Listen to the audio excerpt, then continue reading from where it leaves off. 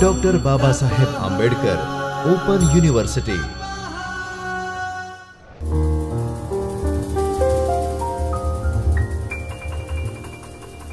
नमस्कार विद्यार्थी मित्रों, doctor Baba Saheb Ambedkar open university Ahmedabad के इस चैतन्य स्टूडियो से मैं डॉक्टर राखी जैन, असिस्टेंट प्रोफेसर संस्कृत विभाग, आप सभी विद्यार्थी मित्रों का हार्दिक स्वागत करती हूँ।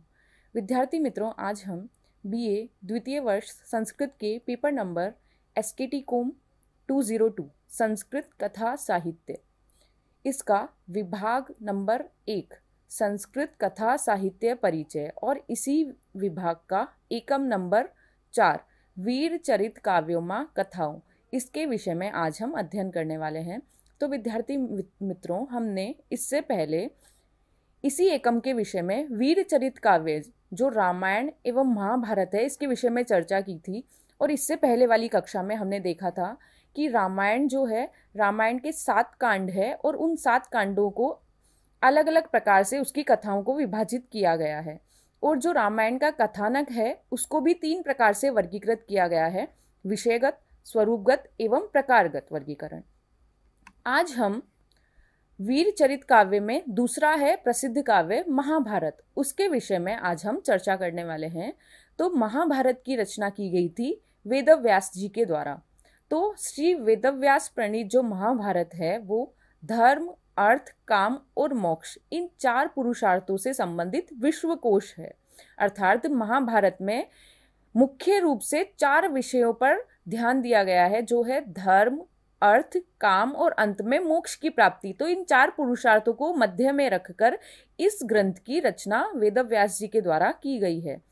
महाभारत के विषय में कहा गया है: धर्मे च अर्थे च कामे च मोक्षे च भारत वृषभः यद इहास्ति तद अन्यत्र यन्ने आस्ति न तत्क्वचित। अर्थात जो धर्म, अर्थ, काम और मोक्ष, इन 4 पुरुषार्थों से संबंधित विश्वकोश है वह क्या है? महाभारत है। और जो महाभारत में है यद इहास्ति तद अन्यत्र यन्ने हास्ति न तत्क्वचित, जिसकी विषय में महाभारत में चर्चा की गई है, अर्थात जो भी विषय महाभारत में है वो अन्यत्र भी हैं, अर्थात उनके विषय में अन्यत्र भी चर्चा की गई है। लेकिन यन्ने हास्ति न तत्क्वचित, जो इसमें नहीं है, अर्थात जिस विषय की चर्चा इसमें नहीं की गई है उसकी चर्चा अन्य कहीं भी नहीं की गई है संपूर्ण भारतवर्ष में। तो महाभारत को विश्वकोश इसीलिए कहा गया है क्योंकि महाभारत में सभी विषयों का समावेश किया गया है और जिस भी विषय का समावेश महाभारत में नहीं किया गया है उसका अन्य कहीं भी नहीं किया गया है। यद इहास्ति तद अन्यत्र यन्ने हास्ति न तत्क्वचित। अब महाभारत में कुल कितने श्लोक है? कुल इसमें है 1 लाख श्लोक। इसीलिए महाभारत का दूसरा नाम क्या है? शतसाहस्त्री संहिता, क्योंकि उसमें शतसाहस्त्री अर्थात 100,000, जिसको हम बोल सकते हैं दूसरे शब्द में 1 लाख। तो महाभारत में कुल 1 लाख श्लोक होने के कारण महाभारत का अपर नाम है शतसाहस्त्री संहिता। अब महाभारत को कुल, जैसे रामायण को 7 कांडों में विभाजित किया गया है, इसी प्रकार महाभारत में कुल कितने पर्व है? 18 पर्व हैं। महाभारत में 18 पर्व या 18 विभाग हैं।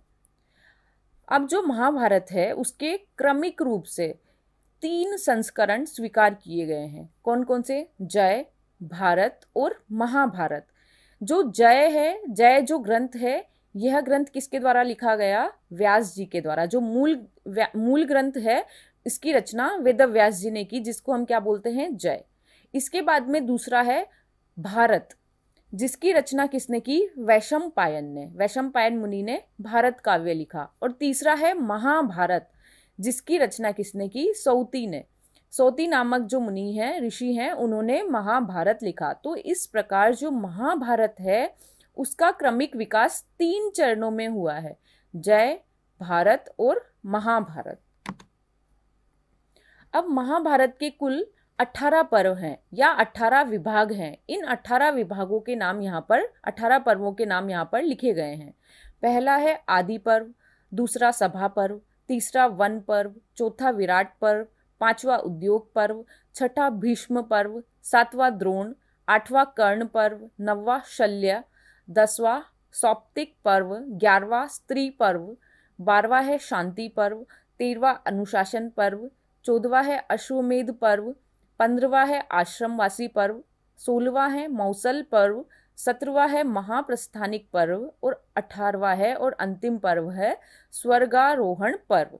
तो महाभारत की कथा है उसको 18 पर्वों में विभाजित किया गया है और इन जो 18 पर्वों के नाम है ये हमें इसी क्रम में याद रखने चाहिए, क्योंकि जो महाभारत की कथा है वो इन पर्वों के हिसाब से ही चलती है। अर्थात आदि पर्व से शुरू होकर स्वर्गारोहण पर्व तक संपूर्ण महाभारत की कथा को विभाजित किया गया है और इन पर्वों के नाम इसी क्रम से हमें याद रखने चाहिए। अब जो महाभारत में आने वाली कथाएं हैं तो इन पर्वों के हिसाब से महाभारत की कथाओं का वर्णन यहाँ पर किया गया है, अर्थात कौन से पर्व में कौन सी कथा प्रचलित है उन कथाओं के विषय में यहाँ पर लिखा गया है। तो सबसे पहला है आदि पर्व। आदि पर्व में सर्वप्रथम चंद्रवंश का वर्णन है और चंद्रवंश के वर्णन के बाद कौरवों एवं पांडवों की उत्पत्ति की कथाएं यहाँ पर प्रचलित हैं। दूसरा पर्व है सभा पर्व। सभा पर्व में द्यूत क्रीड़ा अर्थात जो जुए का जो खेल हुआ था कौरवों और पांडवों के बीच, उस द्यूत क्रीड़ा के विषय में सभा पर्व में लिखा गया है। तो यह जो कथा है द्यूत क्रीड़ा की वो सभा पर्व में प्रचलित है। तीसरा है वन पर्व। वन पर्व में पांडवों को जो वनवास हुआ था उसका वर्णन वन पर्व में किया गया है, अर्थात पांडवों के वनवास की, जब जुए में जब पांडव कौरवों से हार गए थे तो उन्हें जो वनवास हुआ था उसका वर्णन यहाँ पर किया गया है।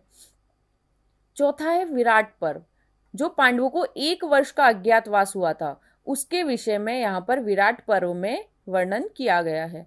इसके बाद है उद्योग पर्व। उद्योग पर्व में जब पांडव अपने वनवास से वापस लौटकर आते हैं तो कौरवों और पांडवों के बीच में युद्ध की जो घोषणा हो जाती है, उस युद्ध की घोषणा में श्री कृष्ण जी के द्वारा जो दूत कार्य किया गया है उस दूत कार्य के विषय में, दूत कार्य की जो कथा है वो उद्योग पर्व में आती है। इसके बाद है भीष्म पर्व।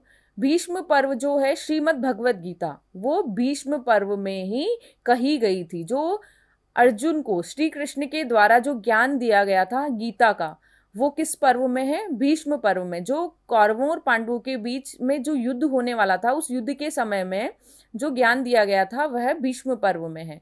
और उसी के साथ में क्या हो जाता है, युद्ध का आरंभ हो जाता है। तो युद्धारंभ की कथा। और सबसे पहला जो कौरवों और पांडवों के बीच में युद्ध चला था 18 दिन का, 18 दिन के उस युद्ध में सबसे पहले कौरवों का सेनापति था भीष्म। राजा भीष्म जो है वो कौरवों के सेनापति थे। तो सबसे पहले पर्व में जिसका नाम है भीष्म पर्व, अर्थात पांडवों के और कौरवों के अलग अलग सेनापति रहे, लेकिन कौरवों के टोटल कितने सेनापति थे? 4 सेनापति, भीष्म, द्रोणाचार्य, कर्ण और शल्य। तो ये चारों सेनापति अलग अलग समय पर सेनापति रहे। जब भीष्म की मृत्यु हो गई तो द्रोणाचार्य को बनाया गया, द्रोणाचार्य की मृत्यु के बाद कर्ण को और कर्ण के बाद शल्य को। तो इन्हीं के नाम से एक एक पर्व का नाम रखा गया है। तो भीष्म पर्व में भीष्म का जो युद्ध है उस पूरे युद्ध का वर्णन है और अंत में भीष्म का बाण शैया पर लेटना, जो अपने प्राण त्याग के लिए वो बाण शैया पर लेट जाते हैं, तो उसका वर्णन की कथा भी इसमें प्रचलित है। इसके बाद है द्रोण पर्व, यानी जो जिसमें द्रोणाचार्य जो है वो कौरवों के सेनापति बनते हैं। इस पर्व में अभिमन्यु के वध की कथा और साथ ही द्रोणाचार्य की वध की कथा भी प्रचलित है। इसके बाद है कर्ण पर्व। द्रोणाचार्य के बाद जो कौरवों के सेनापति बनते हैं वो है कर्ण। तो इसमें कर्ण के युद्ध की कथा और अंत में कर्ण के वध की कथा प्रचलित है। शल्य पर्व, कर्ण के बाद जो अंतिम सेनापति बनते हैं कौरवों के वो है शल्य। तो शल्य की अध्यक्षता में जो युद्ध हुआ उसका वर्णन और अंत में शल्य के वध की कथा इसमें प्रचलित है। इसके बाद है सौप्तिक पर्व। रात्रि में सोए हुए पांडव पुत्रों का अश्वत्थामा के द्वारा वध की जो कथा है वो कौन से पर्व में है? सौप्तिक पर्व। नाम से ही स्पष्ट है, सौप्तिक अर्थात सोए हुए पांडव पुत्रों का वध करना, किसके द्वारा? अश्वत्थामा के द्वारा। तो इसकी जो कथा है वो है सौप्तिक पर्व में प्रचलित है। इसके बाद है स्त्री पर्व। स्त्री पर्व में स्त्रियों का विलाप, तो स्त्रियों का जो विलाप था उसकी, स्त्रियों के विलाप से संबंधित जो कथा है वह स्त्री पर्व में है। इसके बाद है शांति पर्व। शांति पर्व में भीष्म पितामह के द्वारा युधिष्ठिर को मोक्ष धर्म का जो उपदेश दिया गया उसकी कथा शांति पर्व में प्रचलित है। अर्थात जो अंतिम समय में भीष्म पितामह ने युधिष्ठिर को मोक्ष धर्म का उपदेश दिया था। यह कहाँ पर प्रचलित है? शांति पर्व में प्रचलित है। इसके बाद है अनुशासन पर्व। इसमें धर्म एवं नीति संबंधी विभिन्न कथाएं आ जाती है। इसके बाद है अश्वमेध पर्व। अश्वमेध पर्व जैसा नाम से ही स्पष्ट है कि इसमें अश्वमेध यज्ञ हुआ था। किसके द्वारा? युधिष्ठिर के द्वारा अश्वमेध यज्ञ का संपादन किया गया था। इसके बाद है आश्रमवासी पर्व।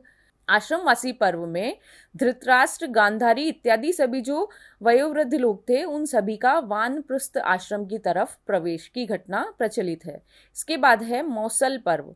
मौसल पर्व में यादव वंश का जो संपूर्ण यादव वंश था उसका मूसल के द्वारा विनाश की घटना इसमें मौसल पर्व में कही गई है। इसके बाद है महाप्रस्थानिक पर्व। पांडवों की हिमालय यात्रा अर्थात पांडवों का हिमालय की तरफ प्रस्थान करने की जो यात्रा है उसकी घटना महाप्रस्थानिक पर्व में है। और अंतिम है स्वर्गारोहण पर्व। जो पांडव हैं वो अंत में स्वर्ग की तरफ चढ़ने लगते हैं, स्वर्ग की तरफ आरोहण करने लगते हैं, तो उसकी कथाएं स्वर्गारोहण पर्व में कही गई है। तो इस प्रकार महाभारत के जो 18 पर्व है, 18 विभाग है, उन 18 पर्वों में अलग अलग प्रकार से कथाओं का विभाजन किया गया है जो हमने अभी देखा। इसके अतिरिक्त महाभारत में कुछ सुंदर एवं शिक्षाप्रद उपाख्यान भी प्रचलित है। उनके नाम यहाँ पर दिए गए हैं। शकुंतलोपाख्यान जिसके ऊपर बनी थी अभिज्ञान शाकुंतलम जो नाटक है उसकी रचना की गई है। शकुंतलोपाख्यान की कहानी को एक किसी घटना को लेकर अभिज्ञान शाकुंतलम की रचना की गई है। तो शकुंतलोपाख्यान कहाँ पर प्रचलित है? महाभारत में ही प्रचलित है। इसके बाद है मत्स्योपाख्यान, रामोपाख्यान, शिबी उपाख्यान, सावित्री उपाख्यान और नलोपाख्यान जिसमें नल एवं दमयंती की कथा है।